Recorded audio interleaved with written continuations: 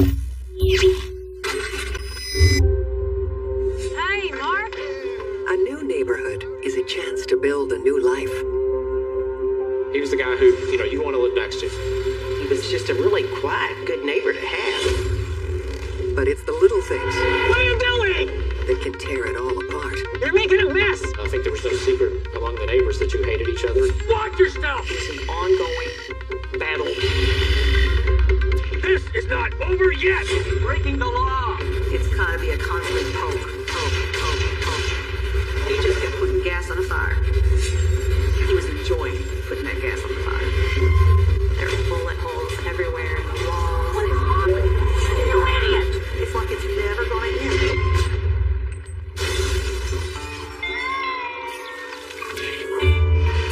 Stay away. Watch it. Don't come back. Get out of my property.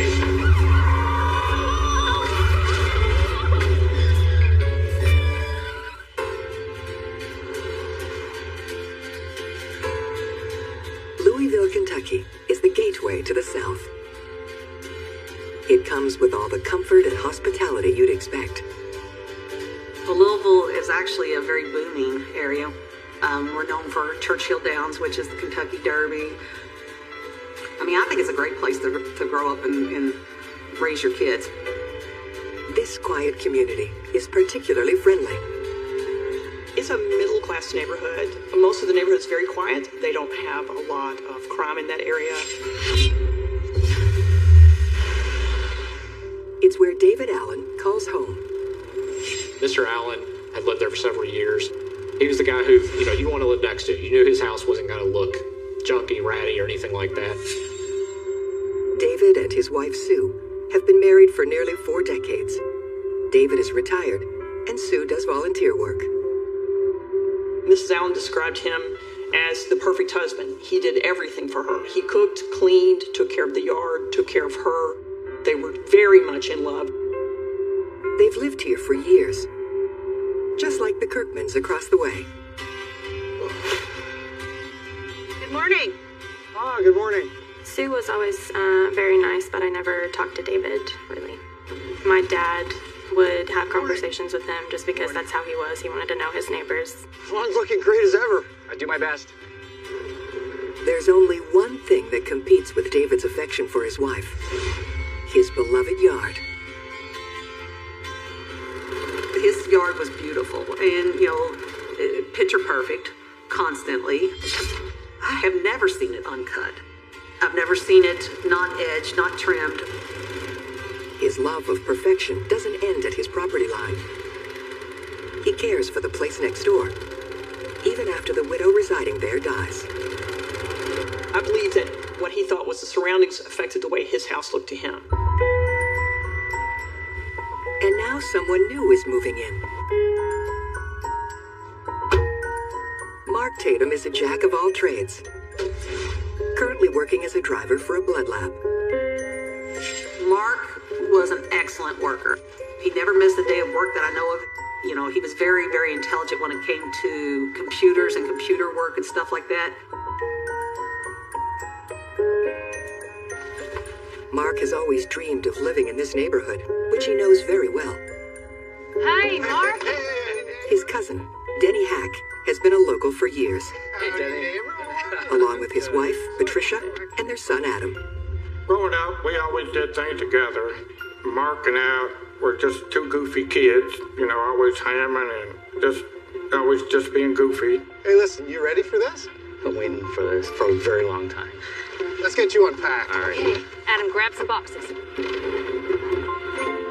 It doesn't take long for new neighbors, Mark and David, to meet. Must be nice to know your way around an engine like that. Well, sir, it certainly does help. I'm Mark. David, this is Sue.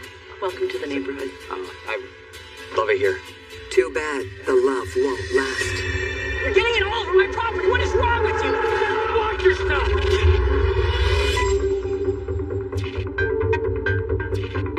As Mark settles into the picturesque neighborhood, his house quickly begins to stand out. He doesn't care for his property the same way David does. The yard was a house was a little unkept. Not to the extent that it was like a field, but you could tell it was not manicured like Mr. Allen's was next door. It's a disappointment for David and Sue. Maybe Mr. Allen felt that because he took care of that lawn for so many years that it was his yard to worry about. He did probably see it as an extension of his own property.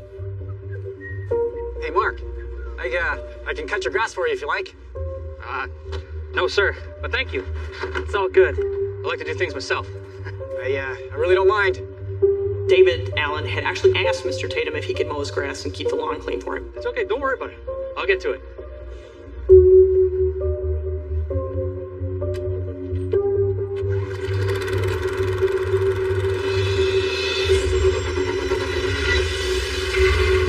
Now, Mark did keep it cut as best he could, but it was never good enough for Mr. Allen.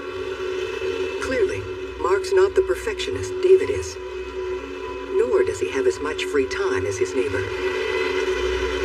Mr. Allen had all the time to take care of his lawn and expected things to be a certain way. Mark was full-time employed. It becomes apparent Mark has a habit of collecting stuff. Lots of stuff. Every single day, he had a UPS delivery from something he bought from eBay.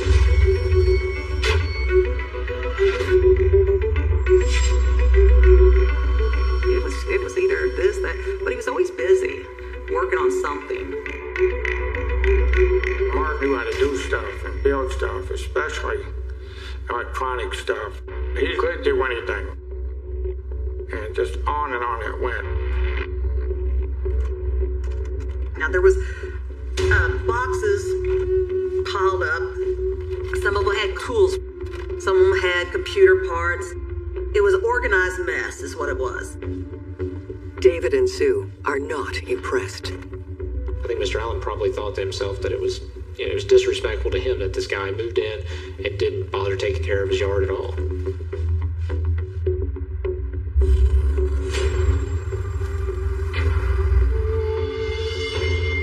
Hey, Mark. That stuff's gonna get all over my lawn. I'll get to it later. I gotta get to work. Mark, be reasonable. Later. It's hard for Mark to stay on top of things. And it's about to get even more difficult.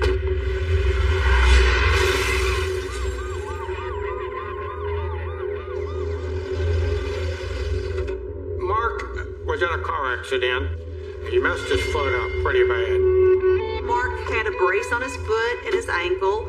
I know it caused him a lot of pain. His injury doesn't seem to matter to his neighbor. Hey, Mark. These leaves are really starting to build up, and they're blowing over onto my lawn. Are you serious? Where's that guy's problem? Mark literally was disabled. It was obvious too. You could see him when he walked, he limped. And, to complain about somebody's yard because it didn't look like you wanted to is BS. I'm sorry, it's BS. It's okay, don't worry about it. I'll deal with it. Listen, I'll have Adam come over later, okay? I'd appreciate that. Mark was the calmest person that you ever want to meet. He didn't get upset.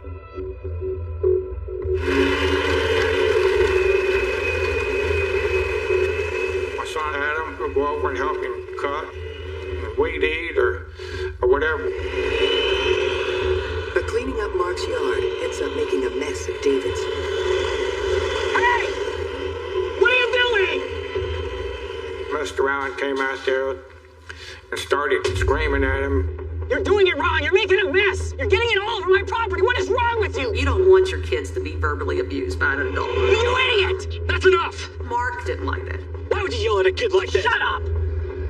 David and Sue discover another side to their neighbor's personality. You shut your mouth right now or I'll shut it for you! Just mind your business and leave me alone! There was not obviously a pleasant interaction. Going back to your perfect little lawn! Want soda or anything? No, I'm good. Anything? Okay. Mark and David may be walking away from each other, but they aren't leaving the fight behind. Hey, are you trying to scare me? In fact, it's only beginning. It's almost like two little kids poking at each other until somebody just can't take it no more.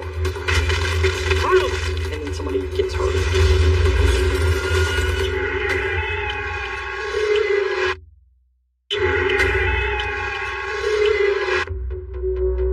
Mark Tatum and David Allen have very different priorities when it comes to yard care. I'll get to it later. Not long after Mark moves in, the tension flares up. Mr. Tatum is a type A personality, and I think Mr. Allen was a type A personality. Get all over my property! Mr. Allen, he had nothing else to worry about. Was taking care of his lawn, and he wanted things to look his way. Mr. Allen didn't have a problem with anybody else around Mark. He was always picking at Mark over the slightest little thing. Mark's injury heals after his car accident. But his relationship with his neighbor is damaged beyond repair. Honey, let's just go in. David, please. Not only does he not maintain his property the way David would like, his new hobby is about to make things worse. Mark was into cars. My grandfather worked for Henry Ford and was a mechanic, so that passed down to us. It's the latest source of aggravation for David, especially since Mark parks on the grass. Mark, what are you gonna do with this? I'm gonna fix it up. Mr. Allen complained about that, said it was an eyesore, didn't like it. He decides to do something about it.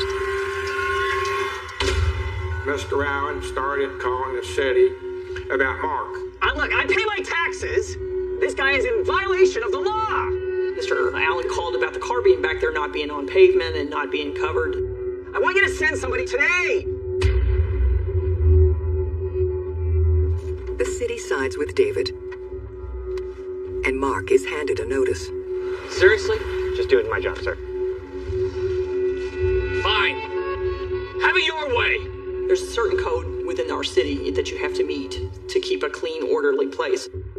The code states you can't park your car on your property unless it's in a garage or shed. If that's the problem, Mark has the perfect solution. Mr. Tatum went back there and just built a shed around it. It's something else David has to look at.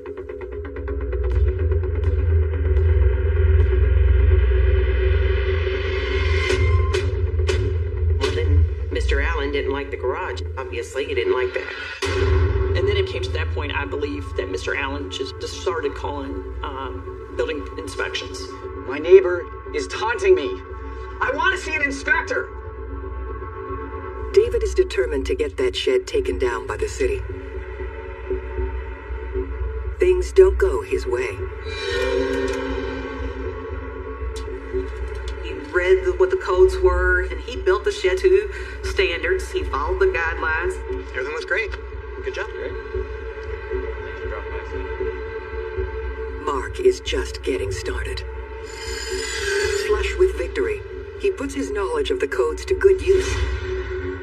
He builds another shed, and then another one, and another. There were several facing Mr. Allen's house. I think there were 4 sheds in total.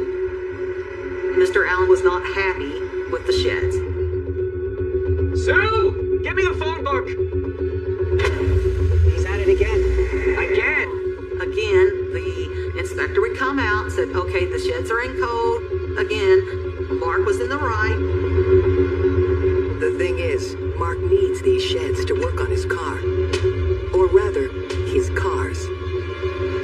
Mark had, let's see, 1, 2, 3, 4. I think there's 5 cars. It's another hobby which requires more supplies and adds to his growing collection of stuff. Constantly was ordering parts for him. His whole house was cluttered with all this stuff. As the boxes pile up, so does David's anger. Thank you. When Mark would go outside, Mr. Allen would go outside a lot too, just to see what he was doing. And the clutter isn't the only thing getting on David's nerves.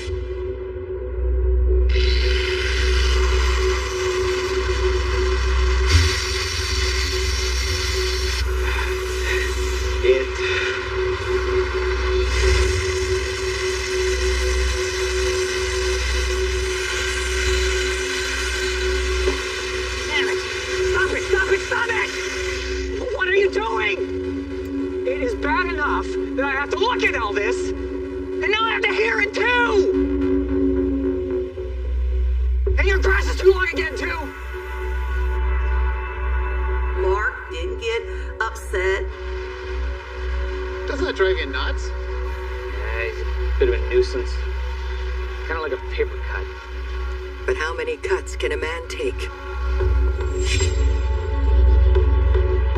David continues to call the city and complain about anything he can think of. Don't make me take this into my own hands. He complained about shrubs coming through the fence onto his side, tree limbs and so forth. But it was hundreds and hundreds of calls. As the notices pile up, those little cuts start to sting. I think he felt targeted. I think it was a continuous situation. It was never ending. Arnold! Not in my place! Get out of here! Not only does the conflict take a personal toll on Mark, it inflicts a financial one as well. They would end up in court, and I know that he did pay several fines of $500 for not having his bushes trimmed back or the grass mowed or something out of line. Well, Mark would usually have to take off work. He hated missing work. Mark isn't going to put up with his neighbor's constant harassment. And David is determined to get Mark's yard in line with his. In his quest to force his neighbor to comply, David is pushed to increasingly drastic steps, even measuring Mark's lawn with a ruler to see if it's a fraction of an inch over the legal height. I do think Mr. Allen was using the city as a tormentor. What now? I think the inspectors could tell how escalated the situation was. They were scared to go out there because they knew he was upset. They knew he was pissed off, Mr. Tatum, every time they went out there.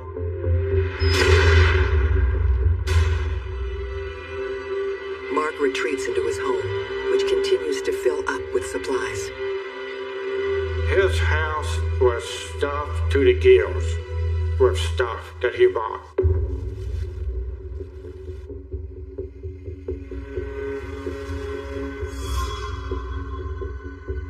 It made Mark mad. Why would somebody else care about what I do? It's like he was obsessed with Mark and what was going on in Mark's world. It's just like, really? It's never going to end.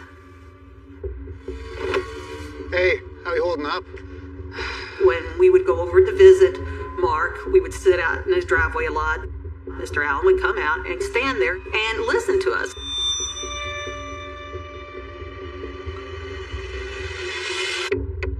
What's this guy doing out here again? What is this creeper creeping? Can we help you? Your damn yard's a mess. Mark would actually get a little nervous, and you start watching Mark get a little jittery, and I start to see these things. Everything Mark did, it was like he's being under a microscope. I have a very loud voice. Don't let that idiot get to you. Mark actually says, keep your voice down. He's listening. And I'm like, if the MF wants to hear something, I'll give him something to listen to. I don't care if he can hear me or not. Look, Mark, if you won't do anything about this, we will. There's no need for that. It's okay. I'll deal with it. How he deals with it shocks his neighbors. It was a boiling point that essentially was going to explode at some point. Mark, I guess, eventually got fed up with it and said, if you're going to complain about me all the time, I'm going to give you something to complain about.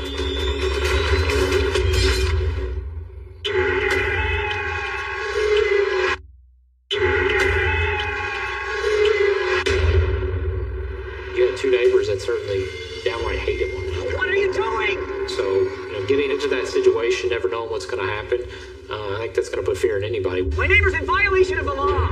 A few feud over yard care has destroyed the relationship between Mark and David. And now, Mark takes a bizarre step to up the ante.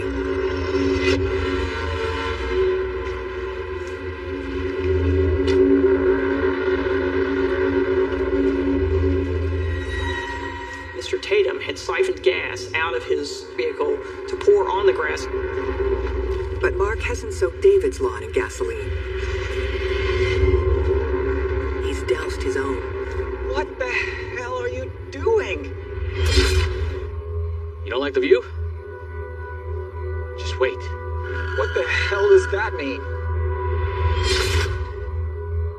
The meaning of Mark's words soon become crystal clear.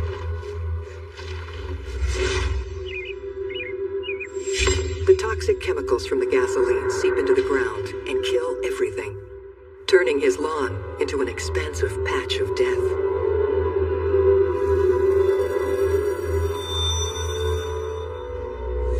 He decided to go pour gasoline on the grass just to, instead of cutting it, just said, well, I'll just kill all the grass, which was kind of a disturbing thing to do, kind of an extreme measure for a neighbor to fix a problem. Everyone is shocked by Mark's actions.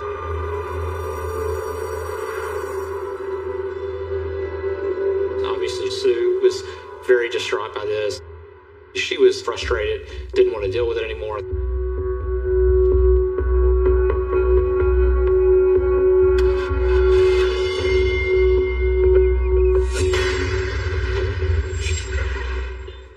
David is determined to protect his wife, his home, and himself. It's not safe out there, do you understand? We have to be very, very careful. After all, he's been to war before.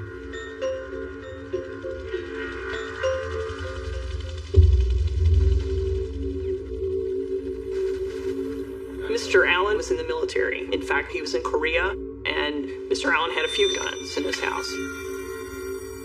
David's house means everything to him. He'll return to the battlefield if he has to. But he is not the only one bearing arms.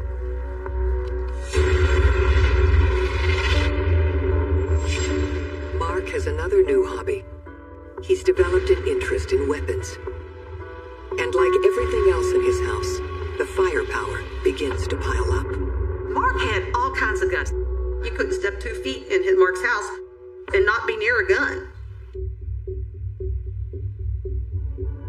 As the feud escalates, so does Mark's hoarding. He makes sure intruding eyes can't look in on him. Most hoarders don't like people to see what's going on in their house. There was boxes from floor to ceiling, stacked up. In fact, they would block the sun out of the windows. He has something special for his upstairs view. The neighbors thought that Mark had put it up as a F.U. Mr. Allen, And it doesn't end there. He hangs several more flags and banners. They had the skull and crossbones that said, "Dead men tell no tales." Dead men tell no tales. It was kind of Tatum telling Mr. Allen, if this keeps going on, I'm going to kill you. Hey, are you trying to scare me? You stupid piece of garbage! Those all were directed at Mr. Allen's house. You do whatever you want! This is my property! This is mine! I'm tired of you not doing. And they would argue, and then it would end up in screaming matches. I'm tired of you ruining it! Mr. Tatum and Mr. Allen kind of calling each other or son of a bitches, things of that nature. Certainly was the point where he was angry, upset, mad, pissed off. Kind of what comes around goes around. He's going to get it. Just watch yourself! Sue remembers Mark Tatum saying something along the effects of, that guy needs to die. You're going to get yours!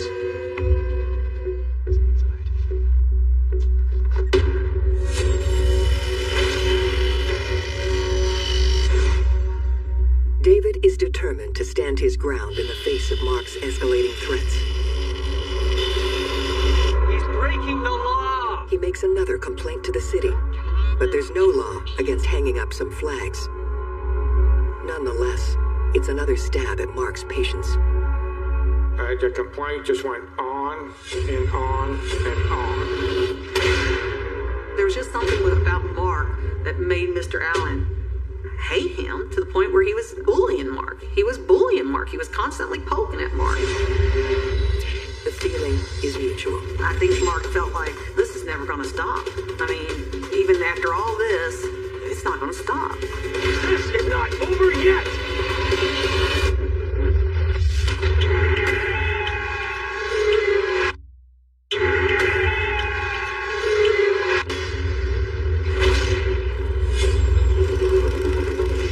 Started out as a kind of a little bitterness between neighbors. Stuff's gonna get all over my lawn. But then once it escalated, it kind of spiraled out of control. The feud between Mark and David keeps getting worse. Now, David and Sue's home is under attack.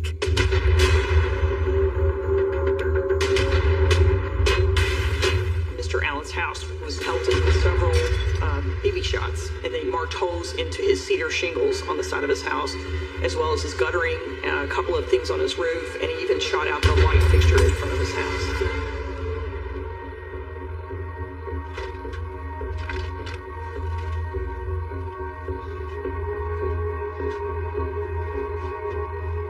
There is no sign of the shooter, but David is certain he knows who's responsible. He's not gonna get away with this.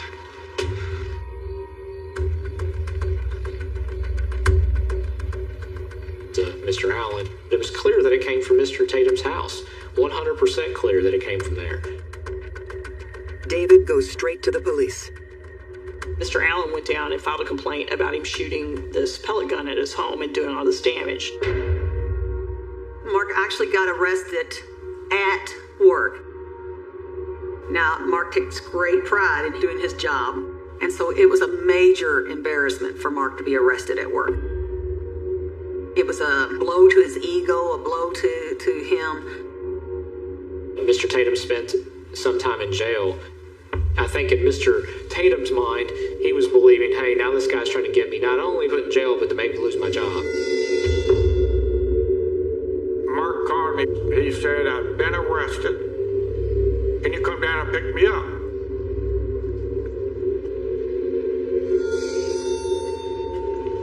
I would be furious. And he didn't say much. You okay? Mark? I'm fine. You know, I drove him home. I dropped him off. And he didn't really talk much about it.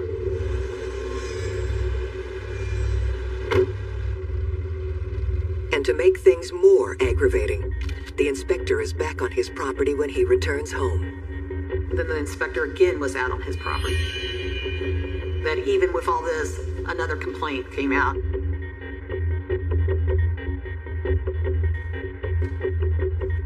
I think that's where he started to realize that this guy's never going to let up on him.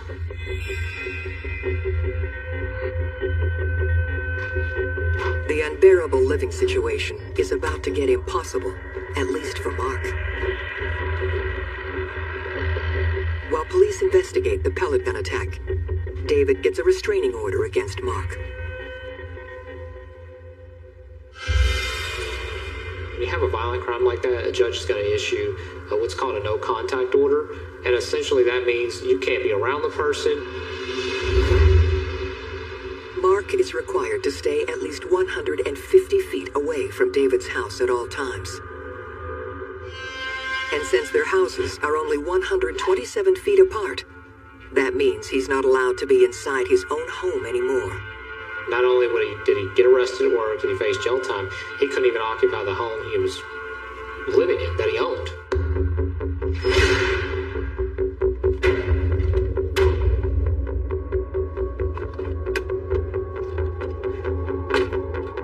It's a big victory for David, and a crushing defeat for Mark. This is not over yet!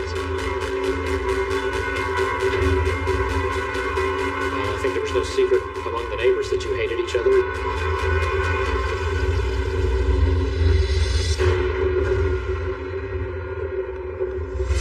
I'll tell Christian that you're on for Sunday. Sounds good. Oh, I'm gonna be late tonight. Okay. Mark probably had reached his limit. We believe that he could tell the schedule of when Sue would leave, when Mr. Allen was there. We believe that Mark saw Mrs. Allen leave for work. He knew when Mr. Allen was going to be there, unprotected and without help.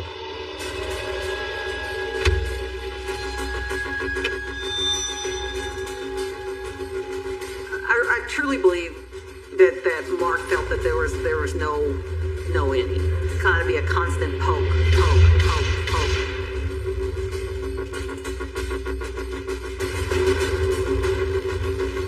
From Mr. Tatum's house, you could see straight into the living room because it's kind of open.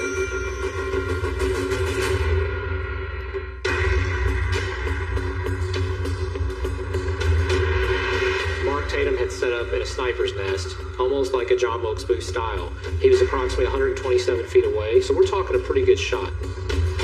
Mr. Tatum used the high-powered silencer on the end of the AR. He lost it. He just couldn't take it anymore.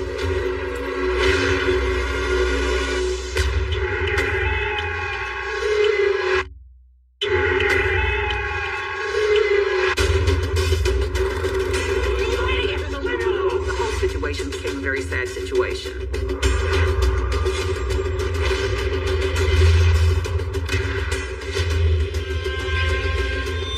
Forced out of his home over a dispute with David, Mark has been pushed over the edge. It was a clear, perfect view of the entire side of Mr. Allen's home. It was a perfect shot.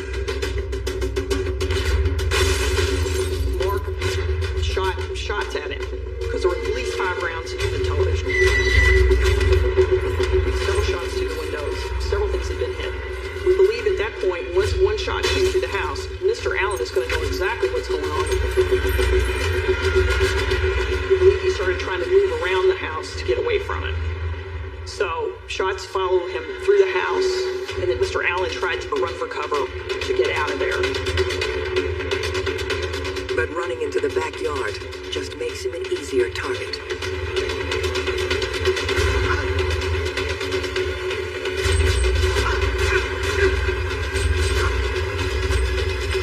There were several rounds in Mr. Allen.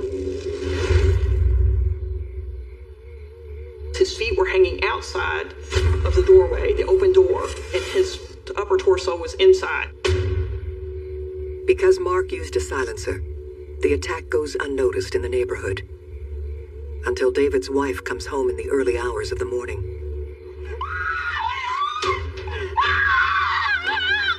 In the middle of the night, out of nowhere, I hear a woman outside screaming. She arrived home between 3:30 and 4 a.m., and that's when she found him. She ran to the neighbor. And she brings my dad over to the house, and my dad sees David laying on the ground, and he immediately called 911. I'm next door to the neighbor's house, and she come home and found her husband dead. Oh my God! Oh, there's bullet holes all through the whole damn house. It was just a really scary situation. Oh my God! Can we try CPR? No, he's cold. He's cold? Okay. They called me. I arrived pretty early in the morning. It was rainy, still dark. We realized that the shots had appeared from the house next door to Mr. Allen.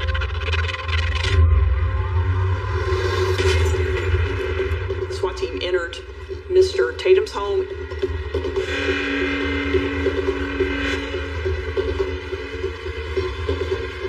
There were several rifles or high-powered guns, a few handguns, a tremendous amount of ammunition. He had ammunition all over the place. I mean, thousands of rounds of ammunition. But there is no sign of Mark until police locate his car at Denny and Patricia's house. SWAT team's called out. They surround the house. So they don't know if he's got guns on him. They don't know if he's got a handgun, grenades, bombs, or whatever. Denny and Patricia left that morning for a funeral. They return home to a shocking sight. What is going on? They won't let me get anywhere near the house. And I'm like, hold on a minute, I live up there. And I'm like, what's going on? Adding to their shock is that Adam, their son, is inside the home. Adam's in that house! They said, well, apparently he's a hostage. The police officer is saying, oh, your son's in danger. Adam! Adam just walks out and they tell him to put his hands up over his head and walk out slowly. It made me sick to see these guns pointed at my 12-year-old son. They busted down the door. They literally bust the whole frame of the door down.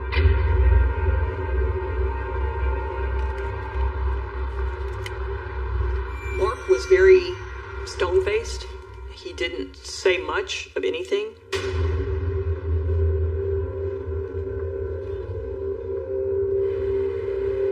Denny and Patricia maintained their boy wasn't in any danger. I said, there's not a chance in a billion that Mark would hurt a hair on my kid's head. He would not do that to my family. In fact, while the SWAT team was surrounding the house, Mark was playing video games with his nephew. They blew it all out of proportion. Still, they are shocked when Mark is arrested and charged with murdering his neighbor. There's just no way Mark would do something like this. No, not in a million years. I think Mark got to the point where Mr. Allen was just pushing him and bullying him. Mark was like, I'm done. I truly believe he snapped. I really do. Prosecutors don't agree. The flags in this case were key to really proving that Mr. Tatum acted with the intent to commit murder. Dead men tell no tales. You know, essentially, you're dead. You're not going to be a witness at this trial. I mean, I don't think anything could be better foreshadowing than to what was to come, which was Mr. Tatum was going to kill Mr. Allen. The flags Mark hung cement his fate. We, the jury, fix the punishment of the defendant, Mark Tatum, for the offense of murder and confinement in the penitentiary for 35 years. He will have to do 20 years of that before he sees the parole board, so he will be in his 70s before he'll get a chance at being paroled out. Sue leaves the neighborhood shortly after the verdict. If they had lived in that house for a long time, she sold the home right away. She went to live with her family in California. Mrs. Allen was pretty traumatized by this whole event from the beginning to end, losing her husband that she had loved and lived with for so long. Ideally, the two would have reconciled at some point, but that didn't happen. Mr. Tatum decided to take matters into his own hands and execute an unarmed man. I think something should have been done by the city. They should have stepped in and mediated, or should have stepped in and said, hey, we got a problem. Why they didn't build a privacy fence, I have no idea, if it bothered him that much to see that. But they're adults. They should have been able to handle it like adults, but they didn't. There are so many ways that this could have been prevented if they would have just tried. And it was a very sad situation. Thank you for watching Investigation Discovery on Demand. You're watching Investigation Discovery on Demand.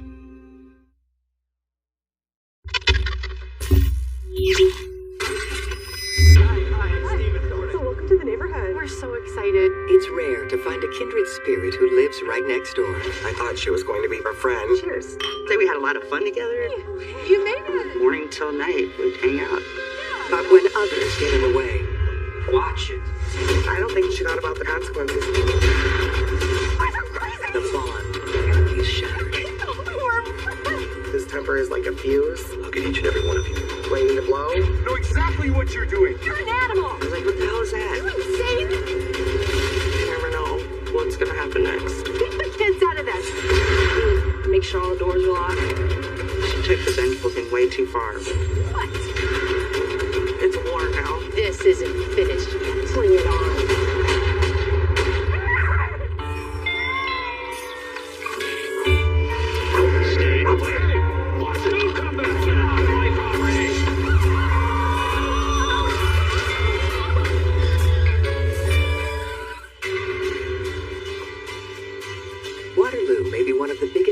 is in Iowa, but it still has the charm of a small town.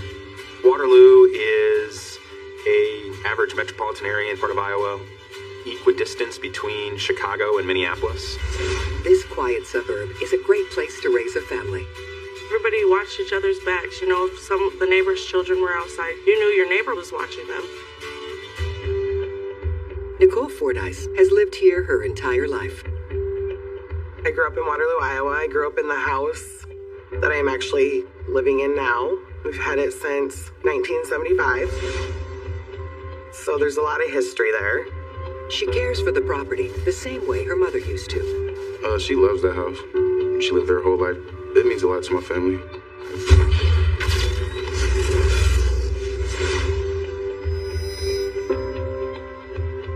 Nicole is a hairdresser and a single mom who is raising her son Jonathan in the home she cherishes. I know a lot of the people in the neighborhood that are still there, and I still have some that come around and say, oh my gosh, you're still here? Christmas wouldn't be Christmas without him. Jonathan's girlfriend, Katia, also resides in the neighborhood. Since I've started dating Nicole's son, Jonathan, she's always been kind of like a mother figure. You know, she's a great person overall.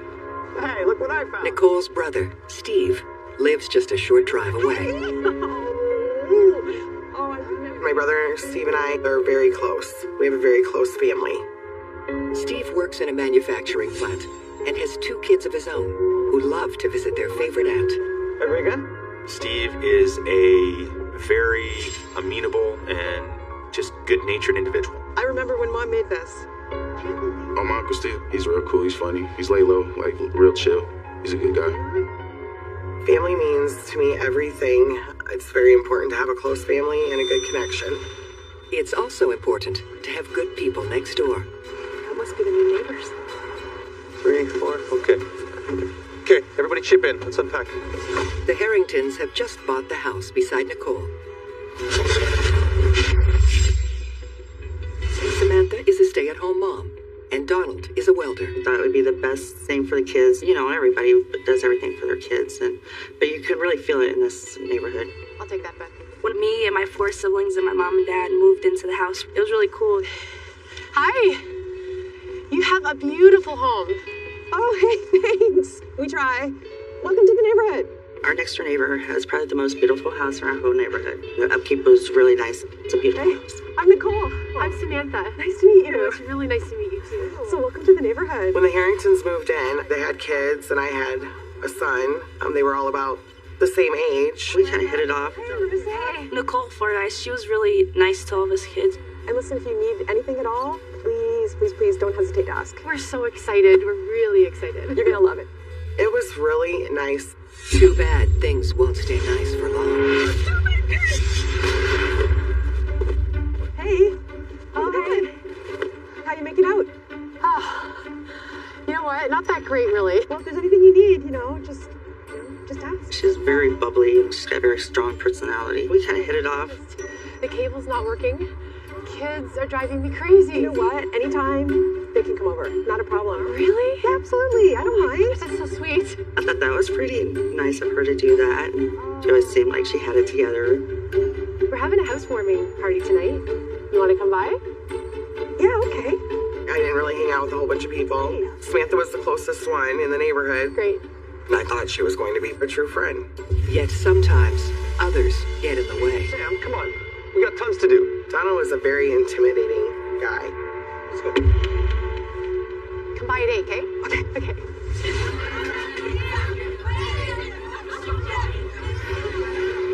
And Nicole is about to find out she just doesn't fit in with her neighbor's crowd.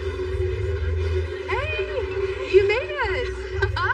Lots of people, right? Because you made it through? You have enough presents. Yeah. This is for you. Thanks. Welcome to the neighborhood. Thank you very much. Yeah. How was your... Sorry. Don't worry about my baby brother. He's basically harmless. Watch that wine, though, because he'll grab that from you for sure. Donald could be funny at times. But he was a tough guy. And some of his friends are even tougher. Watch it. Grandma? Excuse me? Who brought the narc? Who's our neighbor? Like college. That's how they're acting. It's just not her party. Hey, so, I'm gonna take off. No, not open your wine. I just wanted to come and say hi. Have a good time. All right, see you later. Nicole leaving the gathering doesn't mean it's over. Like, they didn't care. They would get drunk, next door would be loud.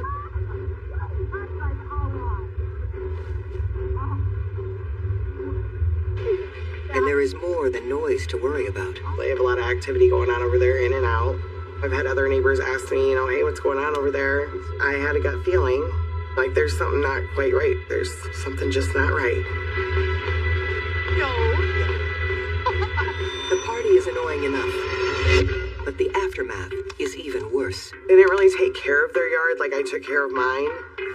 And the mess doesn't stay contained to the Harringtons' property.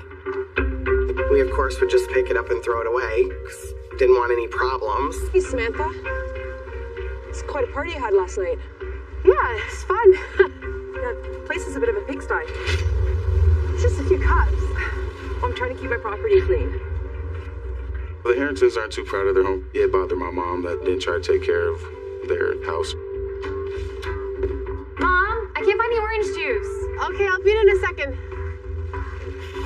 Hey, Samantha, would you mind putting a tie on those?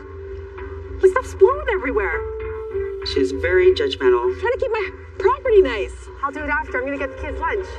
Hey, mind your own damn business. He just blew off the handle. Just a bad temper. Go find something better to do. Donald was a very intimidating guy. All right, just leave us alone. Don't worry, Mom. It was just a housewarming party. It won't be like this all the time. Jonathan couldn't be more wrong.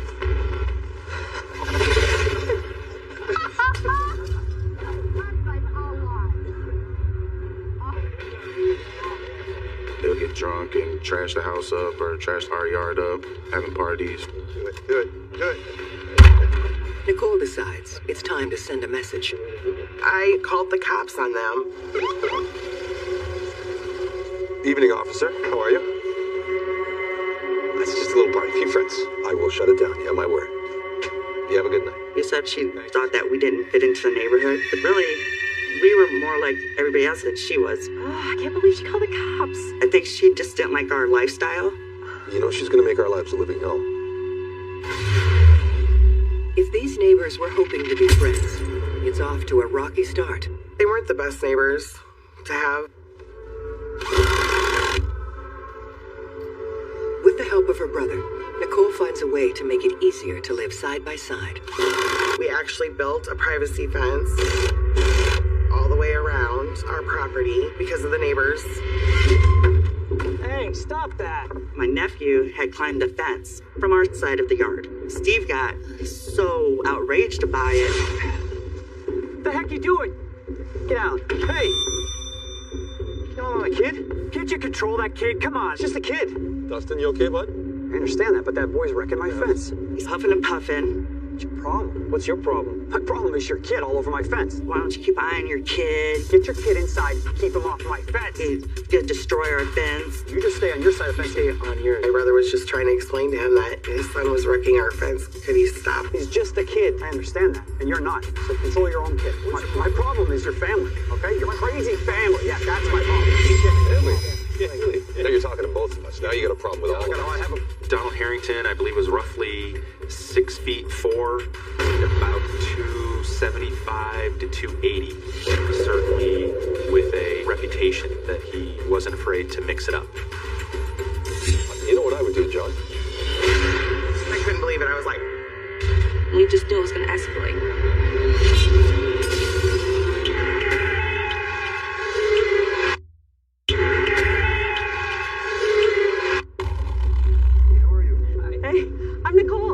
Samantha. Nice to meet you. It's really nice to meet you too. So welcome to the neighborhood. When Nicole and my mom became friends, I was hopeful that, they were gonna be the best of friends.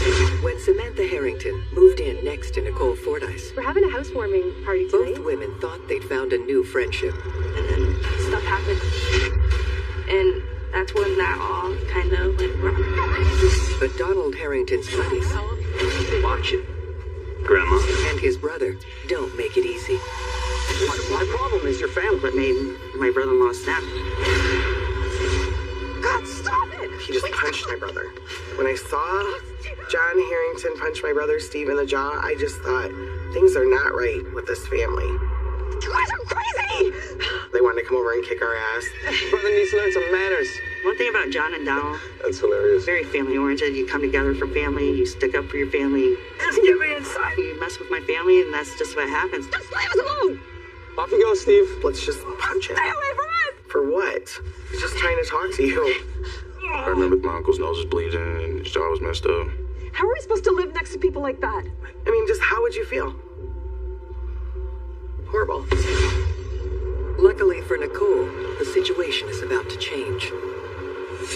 The next time Donald's friend comes to visit, he brings trouble with him. I didn't even see this coming at all. Turn around. Hands against the car. For what? What the hell did you do? I didn't do anything. Nice little lab you've got. It turns out the man is a drug dealer. His friend got caught for manufacturing methamphetamines in a car. And that's bad news for Donald. Donald just happened to be at the wrong place at the wrong time. Honestly, that's truth. He was so unaware of that. Nicole has always suspected That's like all something was up next door. So my gut feeling was right. Happy? Even though he claims innocence, Donald is arrested along with his friend. Donald ended up having to serve some time for drug charges. He gets 18 months in prison. It's a blow for Samantha and her family. It was very hard on me, especially the girls, Marissa and Hannah. It was the toughest for. The girls were really close to their daddy. Nicole, on the other hand, couldn't be happier. With Donald gone, the parties are over. And things get even better when she reconnects with an old flame. Hi, babe. Hey, How are you? you can do better than that. Delane and I were friends in high school, and then I met him again at my friend's house, and we started hanging out.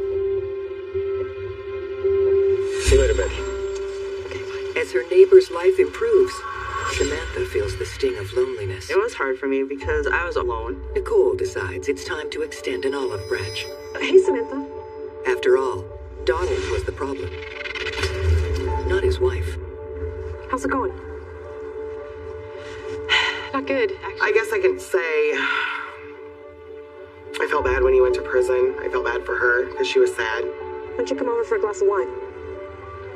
That would be great.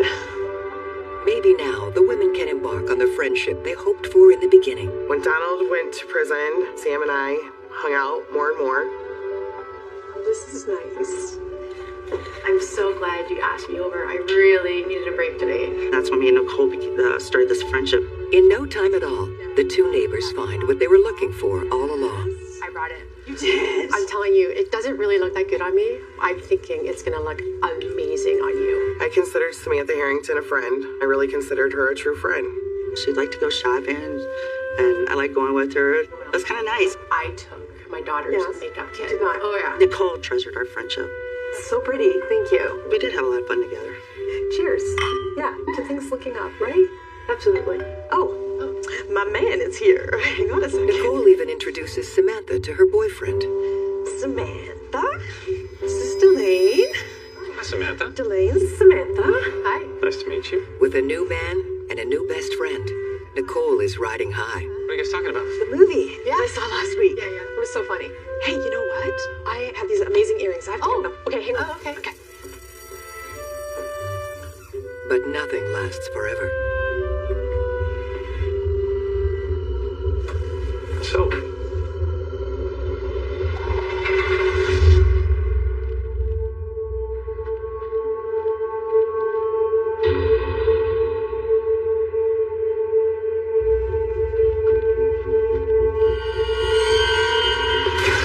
When I saw Sam and Delane together, I felt really betrayed. I just felt like friendship doesn't mean anything to this lady. You're married! It's just whatever Sam wants, Sam gets. Nicole. She was so furious, so mad. I I did try getting her out of the truck, but she locked herself in. She was trying to get at me in through the door, trying to hit me and stuff. And so I was like, hold. We were friends. I mean, I thought our friendship meant more, but obviously we didn't ever have a friendship, because friends don't do that to each other. Nicole, I'm sorry. You will be. Nothing is more dangerous than a woman scorned, especially when she lives right next door. We're supposed to be friends, and I don't think she thought about the consequences.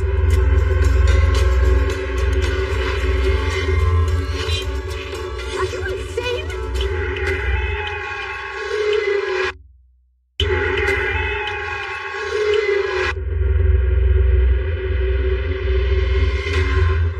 I was in shock. Everybody, I think, were just in total shock. Donald got in the way of Samantha and Nicole's friendship. They're having a housewarming. Hey, Sam, come on. We got tons to do. Once he was arrested, they thought they could end their feud. Wait, cheers. I think so. Yeah, that's when my mom and her started kind of getting closer. But Samantha's betrayal ignites a war. The affair broke my mom and Sam's relationship all the way up. Now, Nicole is bent on revenge. Mom, fire! What? Oh, God. You guys stay here. I go to my front door and I see this bright orange light. And sure enough, it was a fire probably about 3 or 4 feet high. God, you crazy! I'm returning your things. Are you insane? I'm not gonna lie. Her stuff ended up in my possession, and I put gasoline on it and started the fire. Guys, that's how I felt. You could have burned my house down! Oh, really? This isn't finished yet. Bring it on. I was afraid of what she was capable of doing. The sisterhood is shattered. The knives are out. Skank? That's one word for her. I can think of a few others. When she caught Samantha and Delane together, Nicole was so mad. I thought they were really getting a bond. Why would she do that to someone? What was she thinking? What was she thinking with? Jonathan couldn't believe it, and it really upset him. My brother Steve, he wasn't surprised because he tried warning me about her. But really, I mean, come on, what did you expect?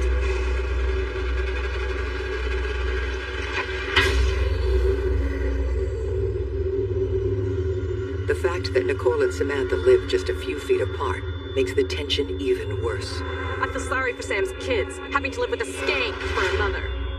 Hey, come on. Keep the kids out of this. I wouldn't have took it as far as Nicole did. She took the vengeful thing way too far. She got my kids involved. Maybe you should have thought of that, Samantha, before you spread your legs.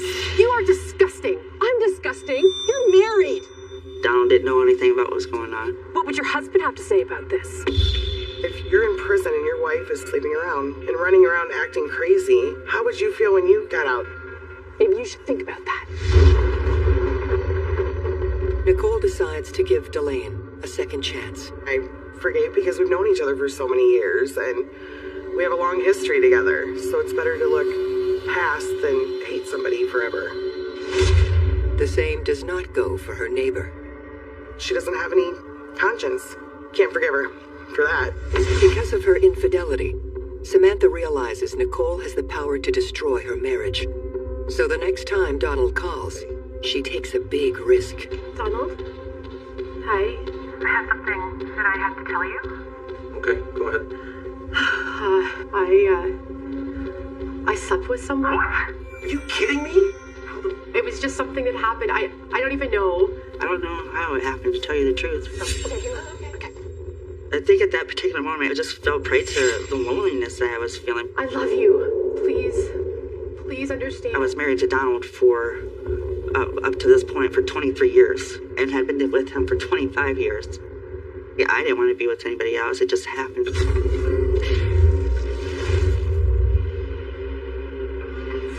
tough, but we're gonna make it. Donald did forgive me. It's hard. It's hard for both of us, Sam. He forgave me. He understood. I'm okay. I love you. I'm gonna see you soon, okay? All right, bye. Now that she's been released from under Nicole's thumb, Samantha turns her wrath on her former friend. What? I told Donald. What? What? I told Donald. Told him what you did? Yeah, we're fine. We are just fine. So do your worst, man. Try it. What's going on? Mom, you okay? Can you just leave us alone? What are you trying to do? Word travels fast in this tight-knit community. Most of the neighborhood knew about the feud and how far it escalated and what happened. It was kind of a rumor around the neighborhood, like our back neighbors, our side neighbors, everybody knew about it. The tension mounts on both sides of the fence, and so does the fear. Like, we would make sure all the doors were locked. I even got to the point where we were just paranoid. Mommy, are we gonna be okay? I remember me and my mom would sit up late at night and be like, something's gonna happen.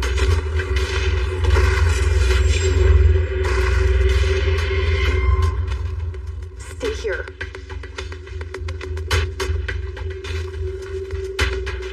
The door was kicked in and there was a footprint on the door. They went up onto our property, grabbed our garbage can, and dumped it all over our yard. We kind of figured it was John. Nicole contends her son was not responsible. I know there's no reason Jonathan would go over and destroy their property, because we don't want ours destroyed. I don't know why she would lie and say that. We called the cops and they said they couldn't do anything about it because they didn't have evidence or proof saying that it was them doing it. Samantha is determined to protect her family. Nicole is ready to fight for her safety. Soon, she has even more to fear. Hello? You better be careful. What? Stay away from my wife. You stay away from my children. Donald? It was Donald, and he was threatening to kill me and my family. I'm getting out soon, you know that? I'll get each and every one of you. I promise you. Just leave us alone! I was afraid because I didn't know exactly what was going to happen or what could happen. You guys need to move. Just move away. She's right. You guys can't stay here anymore. It's not safe. We were always worried about Nicole, you know, we don't want you in the house alone because you never know what they're gonna do. Not leaving my home because of them. Mom, we gotta do something. This is my home. I was afraid for my mom after it happened, because she has to stay next door to him.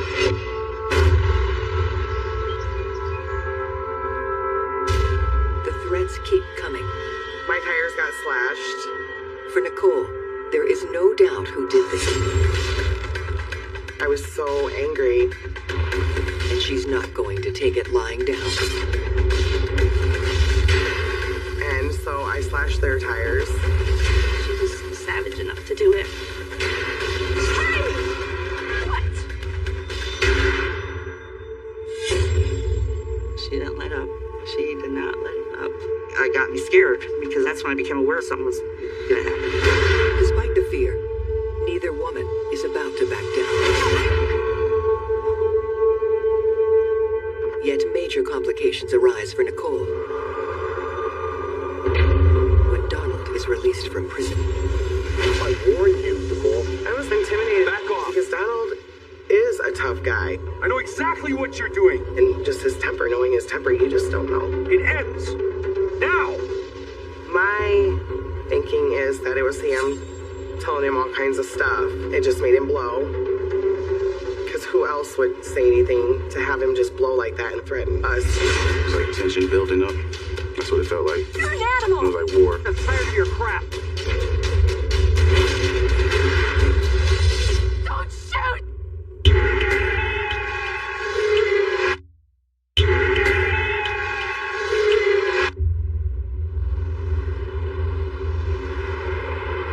Their houses are right next to each other, separated by a fence and a driveway. There was some long-standing bad blood between the neighbors. The feud between Nicole and Samantha has reached a fever pitch. Please, I'm returning your thing. And now Donald is back to defend his family. I warned you, Nicole. I didn't know what he was capable of. Back off. It ends now. And just to see that blank stare, that was scary. Very scary.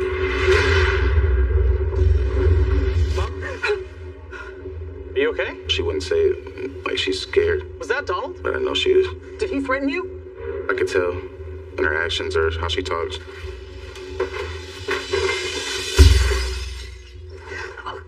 I was afraid of just not knowing what could happen or what he was capable of or her family of doing. Mom, are you okay? I'm fine. Makes me mad. He was threatening us. Now that Donald has returned, so have Nicole's sleepless nights. 18 months and my life is gone. It's just that we gotta watch our backs when you're sleeping. You gotta wake up when you hear voices or something outside the house. I wanted a better life.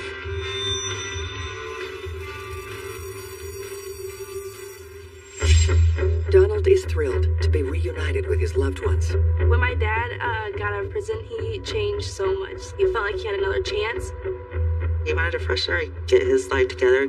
Donald was dedicated, very dedicated to being a husband, being a father.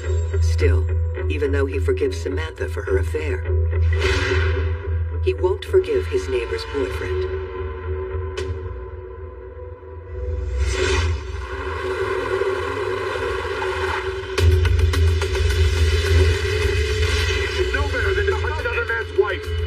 Donald ran into Delane and confronted him about Sam. You come near her again, I will break every bone in your body. Donald told him, if you touch my wife or talk to my wife again, I'm going to break both of your legs. That'll be the end of you. I will end you.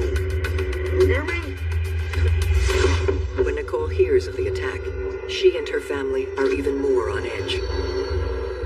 The interaction between Donald and Delane, I think they had a right to be afraid. And I think they were very afraid of his type of conduct. I'm sorry, what's wrong? It's just not next time, okay? Steve was worried about Nicole. The Harringtons, they've threatened multiple times. You can't live like this. Her brother, Steve, was definitely aware of Donald's propensity to violence. You can't keep going on like this, you know? I don't know what else to do. I will do whatever it takes to keep us safe. Steve obtained his concealed weapons permit. I know that Steve was very adamant that he had his weapon on him when he'd go to visit Nikki's. Okay, it's gonna be okay. Steve thought it's just not safe anymore. It was just very intense because anything could happen at any moment. A showdown is inevitable, and the most innocent thing sets it off. My brother came over with the twins and they wanted to hang out. Hi! Oh my gosh, I missed you so much. Come here. We can't stay long, we just stopped to say hi. Hey, babe. The children are unaware of the tension surrounding them, but Donald is consumed by it. One of the twins was playing with his fruit snacks and he innocently was throwing fruit snacks around my yard. I guess some landed in the Harrington's yard. Didn't think anything of it. It's a minor incident, but Donald sees it as an insult from his neighbors. He was pissed off. And it was like Steve was trying to challenge him, saying, here, I know what's going to make you mad. I'm going to let you know that I think your family is garbage. That your family is nothing but trash. That they thought Steve was challenging him to a duel or something. Donald, don't! And then my brother was getting the twins into the truck and Donald started threatening him. Really? Come on, get out! Stop throwing trash on my yard! What the hell are you talking about? He was trying to attack him while he was in the truck with his twins. Knock it off! Fight me like a man! Get out! Get out of the truck! Get out of the truck, now! Where are you going, Wim? I thought Steve was going to hit Donald because he took off so fast. Steve may have left the battle, but there's no escaping the war. I would have never predicted that any of this would have gone as far as it did. You turn around and there's Steve driving back this way. You back for more, little man? What's your problem, man? He's not with it. What's going on? You're not safe. He's lost it. I've lost anything. I came after my kid. I came after you. He's like, just watch out, Donald is on a rampage. Just watch out, I don't know what's going on. He just attacked me and the twins. I just want you to be safe. You're an animal! Sure enough, here comes Nicole and Katia, screaming at Donald. How could you do that? There was 2 little kids in that truck. Don't you ever come after those kids again! I'm with you! I'm sick of it, you bastard! I'm tired of your crap! You too, you skank! I knew once Nicole was involved, it was going to break loose, you know? And what are you gonna do? I'll tell you what I'm gonna do. Hey, is Jonathan inside? You're gonna bring Jonathan over here? All right, I'm gonna call my brother John. You remember my brother John, don't you? He gave you that little kiss right in your cheek. Because of the incident involving Steve and Donald's brother, I think Steve was afraid. Hey, it's John. Your message. He calls my brother-in-law, John Harrington. Yeah, I'm having some troubles with that cow next door. Hey, watch your mouth! Screw you! Donald comes fast towards Katia and I. It was kind of like attack mode from Donald. Like he started like literally charging inside. That's enough! What are you gonna do, Steve? Donald's temper is like a fuse. I am gonna rip your head off. Waiting to blow. Let's go, Steve! I've had it with you! That got me scared. That's when I became aware of something was gonna happen. Don't shoot! I guess it just escalated. I'll never forget the look on Nicole's face.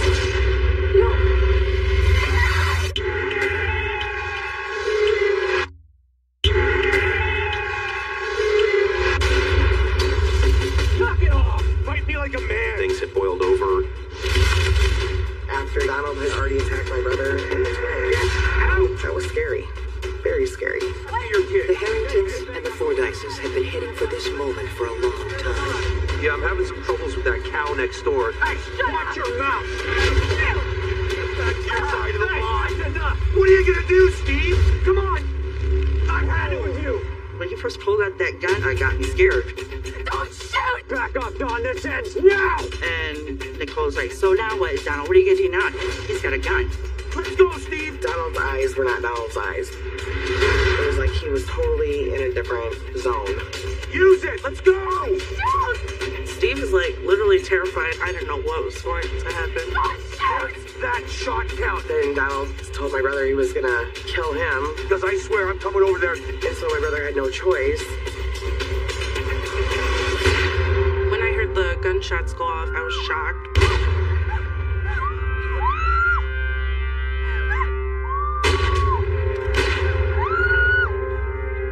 I just heard Donald. Ugh.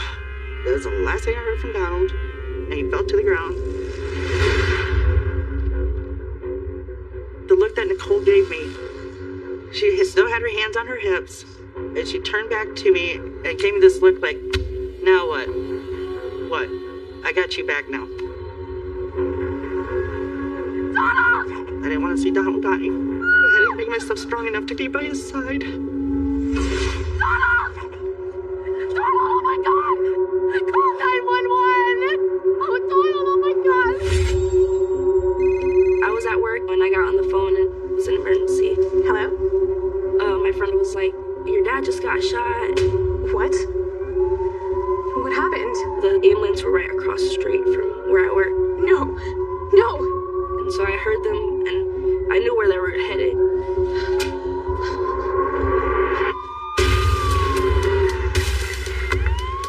Everybody from the neighborhood came out and ran over there. Donald, hold on. They had to pry me away from him so they could take him to the hospital. Steve is taken into custody. His charges depend on whether or not Donald lives. He doesn't. Marissa gets a call from the hospital telling her that her father is dead. She called me and she said, he's gone, he's gone.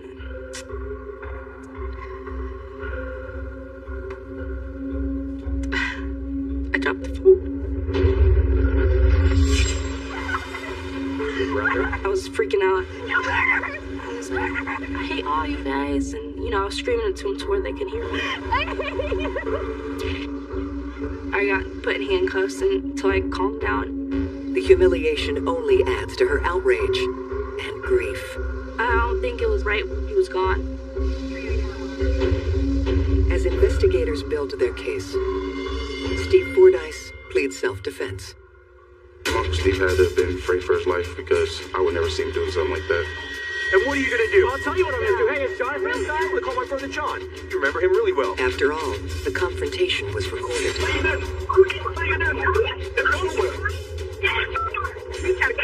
The last 30 seconds of the incident are caught on this voicemail, so we have it on audio. Now shoot Jonathan. Donald Harrington, at one point in time, threatens Steve. I'm coming over there. And then charged.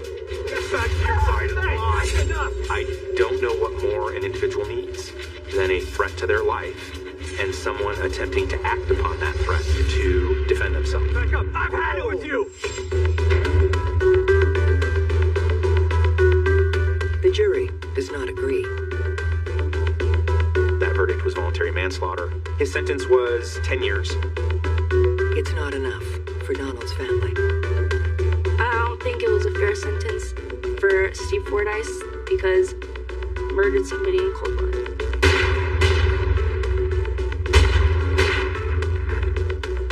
The judge called it a heat of the moment thing. Which, how can it be a heat of the moment? He left. Where are you going, Wim? He had plenty of time to cool down. I believe that was planned. Don't shoot! I believe it was all planned. I believe that with all my heart. I love my dad. I miss him so much. My dad was a great guy. You know, he didn't deserve to go down like that. That's been really hard for us not to have my dad around. It's took him a big toll on our family. Donald was dedicated, very dedicated to being a husband, being a father. He had this way of just making you feel better. He had the most amazing hugs. But he was my teddy bear.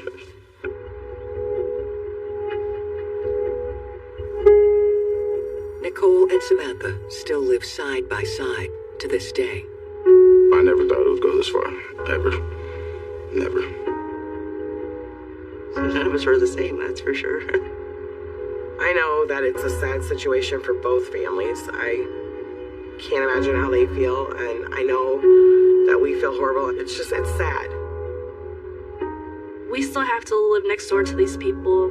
We don't want to have to see them anymore or anything. Just forget they ever existed. I never would have had the affair, then Nicole would have never gotten mad enough to, you know, do all these vengeful things to us. It's not her fault. It's everybody's fault, you know, or nobody's fault. It's either everybody's or nobody's, you know, because everybody has